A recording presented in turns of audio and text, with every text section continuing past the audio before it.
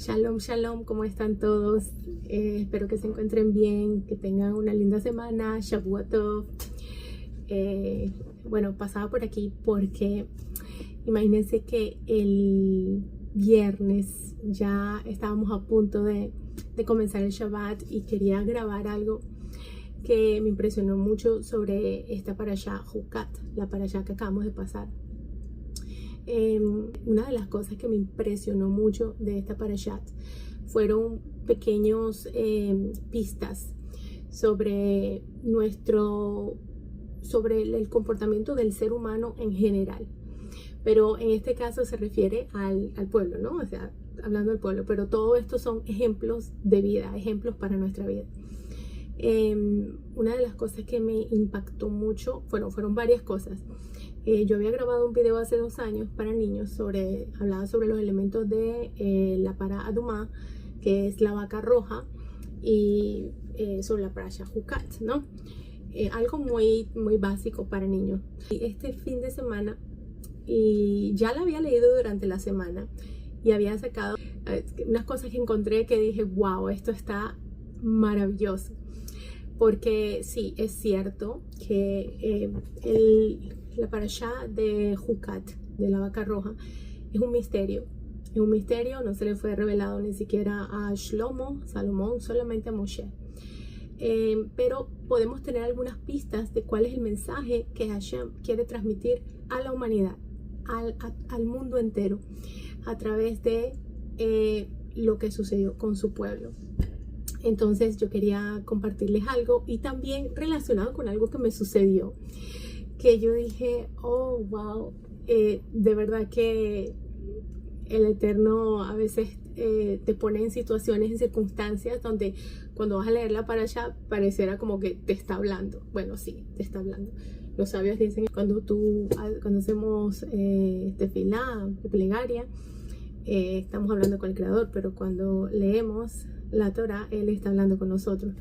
Entonces hay muchas cosas que me impactaron, esta semana, y bueno, no quería que comenzara la semana sin compartírtelo, porque si no me lo quedo, lo anoto y después se me olvida. Entonces, bueno, te voy a leer por encima. Tengo el Humash en inglés, pero te voy a traducir en español. Dice que Hashem habló a Moshe y a Aarón y les dijo, este es el decreto de la Torah. En hebreo es Vayaber Hashem el Moshe Vael Aharon Leemor Zot Hukat. ¿Ok? Este es el decreto de la Torah. Zot Hukat HaTorah. Entonces me fui y saqué la gematría de la palabra para Adumá. Y para mi sorpresa, esa palabra, la vaca roja, para Adumá, tiene una gematría en un valor reducido de 8. ¿Ok? Cuando sumas para Adumá, ahí te lo pongo, lo puedes ver, da 8. Y es muy interesante porque es la misma gematría de la palabra Torah. La palabra Torah en hebreo es Tav, Vav, Reish, Hey. Hey. So es 8, 611 y da 8. 6 más 1 más 1, 8. Entonces, siempre me recuerdo algo que me compartió el esposo de mi mamá, que él es ingeniero y él una vez nos contó, para poder destruir un edificio, tú tienes que demoler el edificio en la misma frecuencia en la que el edificio fue construido. Y eso me impactó mucho porque así es en nuestra vida. A veces no, siempre, para que algo suceda en nuestra vida, el Eterno pone muchos espejos, y esos espejos son los que hacen que miremos. Hay espejos donde no podemos ver porque no nos identificamos, porque no tienen la misma frecuencia, pero cuando tienen la misma frecuencia, entonces derriba eso. ¿Y qué es lo que sucede? Mueres, caes, y entonces se construye algo nuevo. Entonces, una de las cosas que me impactó mucho sobre la pará Adumá, sobre esta parashat, es que sí, está hablando de una vaca roja, ¿verdad? Completamente roja. Pero los elementos con los que esta vaca tenía que ser quemada completamente, tenía el hisopo, la madera de acacia, ¿no? La madera de acacia, y tenía el cinto rojo, como una tira, una trenza, un cordón rojo. Entonces los sabios dicen, y lo voy a leer directamente porque aunque me lo sé, no quiero que te pierdas de esto. Dice que para Moshe y Aarón, simbólicamente esta vaca viene para contrarrestar el pecado del becerro de oro. ¿Ves? Del becerro de oro. Dice, come to clean up the mess by... Ok, es como que una madre viene a limpiar el desastre que dejó el hijo. Así explica el mandamiento, y fue directo para Aarón, y el cual hizo el becerro, porque dice Hashem habló a Moshe y a Aarón diciendo, ¿ok? Entonces, en muchos aspectos del servicio alude a la idea de que la vaca roja hace atonement, ¿cómo que se llama? Atonement, ahorita lo digo. Está en el lugar del pecado del becerro de oro. El color es rojo, que simboliza lo que dice Isaías 1:18. Ahí te lo pongo, Isaías 1:18. Dice que se supone que no tenía que tener un yoke, como, no sé cómo se dice en español, y simboliza el pecado, o sea, que es lo que se le pone en el cuello al animal. Entonces no podía tener nada de esto y tenía que ser completamente quemado. Entonces el ritual envuelve la madera de cedro, el hisopo y la cuerda roja, el cordón rojo, ¿ok? With the blood of a worm, con la sangre de un gusano. Impresionante. Esta combinación significa que el pecado y el arrepentimiento, que a sinner has been haughty like lofty cedar tree. Okay, que el pecador en el momento de pecar ha sido orgulloso, arrogante, una persona que se ha elevado a sí mismo, así como es el de la madera de cedro. Y en lugar para ganar redención, esta persona debe humillarse a sí mismo hasta volverse como un hisopo, o sea, como el justo del hisopo, ¿ok? Entonces dice que así como el pecado del becerro de oro nunca fue completamente perdonado, las cenizas de esa vaca también van a ser preservadas.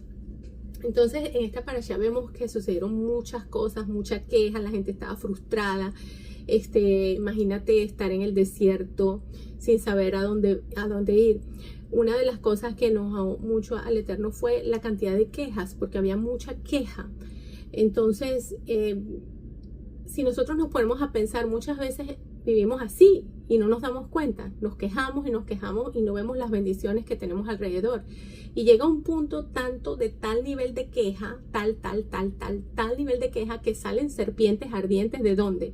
De nosotros mismos, porque la queja lo que hace es rebota y te quema a ti mismo. Son serpientes ardientes, entonces, que vienen a picarte.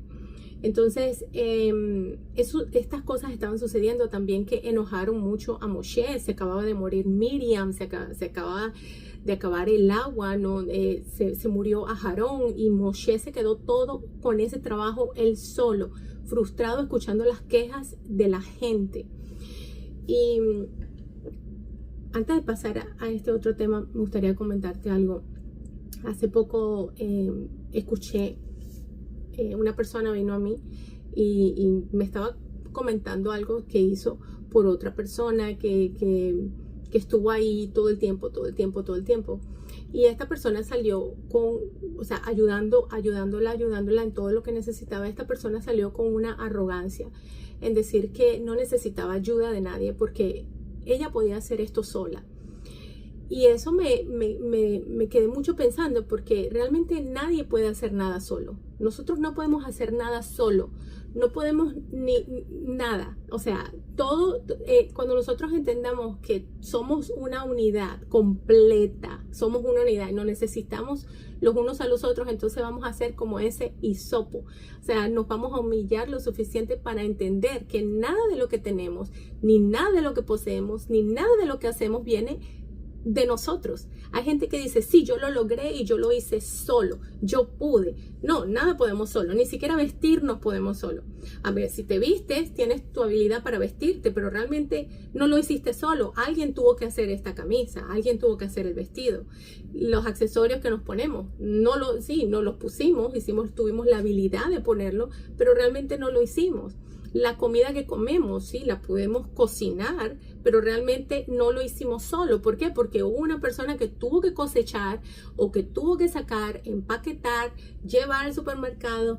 Y entonces todo es un proceso, todo es como una unidad. Y muchas veces tendemos como a elevarnos a tal punto de que pensamos que lo hemos hecho solo. Es que ni siquiera respirar podemos hacerlo solo, porque Hashem es el que da el aire, el que da la salud para hacer estas cosas. Entonces, hasta el conocimiento que tenemos lo obtenemos de los libros, lo obtenemos de los recursos que tenemos, información. O sea, no podemos ser tan arrogantes para pensar que podemos hacerlo solo. No, ni siquiera una persona que dice, yo lo logré, yo lo hice, yo estudié y me esmeré y lo logré, lo hice solo. Eso tampoco es cierto, porque necesitaste de un maestro y de la información para poder llegar a lograr lo que nos hemos propuesto. Entonces, eso me impactó mucho, porque a través de esta experiencia también que me ha sucedido, pero de hablar con esta persona, caí en cuenta lo importante que es el reconocer que nosotros no podemos hacerlo todo solos, que somos una unidad completa. Este mundo es un desierto, la verdad, es un desierto. Sin Torah es un desierto. Con Torah, ese es el man que nos alimenta en este desierto. Y tenemos que aprender a apreciar ese man que tenemos. Y no quejarnos de que si es solamente la Torah, si es solamente la palabra, si es solamente esto. No, porque ese es el alimento que Hashem nos da para que nosotros seamos así, como ese arbusto. O sea, lo suficientemente humble, así como era Moshe. Entonces, esa es una de las cosas que me llamó la atención. Otra cosa que me llamó mucho la atención que vi, que fue cuando Moshe golpea la roca, ¿verdad? Y dice aquí que la gente, ¿dónde está? Eso me impactó mucho, porque inmediatamente pude ver el sod, como el secreto de lo que estaba sucediendo. Dice aquí que Moshe tomó la vara y hizo como él le había mandado. Pero Moshe y Aarón reunieron a la congregación delante de la roca y le dijeron: escuchen ahora, ustedes rebeldes, ¿será que vamos a traer agua de esta roca? Entonces Moshe levantó Moshe no estaba, todavía Aarón no había muerto. Moshe levantó su brazo y le dio a la roca la primera vez. Y dicen los sabios que la primera vez que le dio salían gotitas. Entonces él como que el pueblo vio, entonces como que le sugerían, le tienes que golpear para que salga. Entonces le dio con la vara 2 veces y salió abundante agua. Y tomó toda la asamblea y sus animales. Y miren qué impresionante. Yo cuando vi eso, claro, en lo físico tomaron la congregación y los animales. Pero nosotros tenemos una naturaleza animal. Y muchas veces esa naturaleza animal hace que tratemos las cosas de esa manera. Porque los animales no tienen como... No son pensantes como el hombre.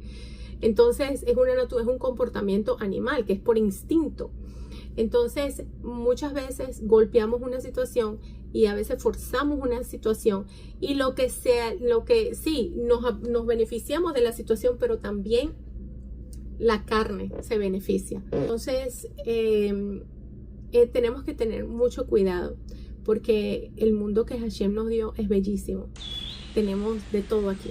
Tenemos el cielo, los árboles, el sonido de los pájaros. Mira, está uno cantando. La brisa, el calorcito del sol, el sonido de las hojas cuando uno va caminando, las aguas cuando se mueven, que uno va a la playa, escucha el sonido de las olas, el sonido del río. Hashem nos ha entregado, nos ha puesto en un mundo donde lo tenemos todo, absolutamente todo, todo, todo, todo, todo, todo.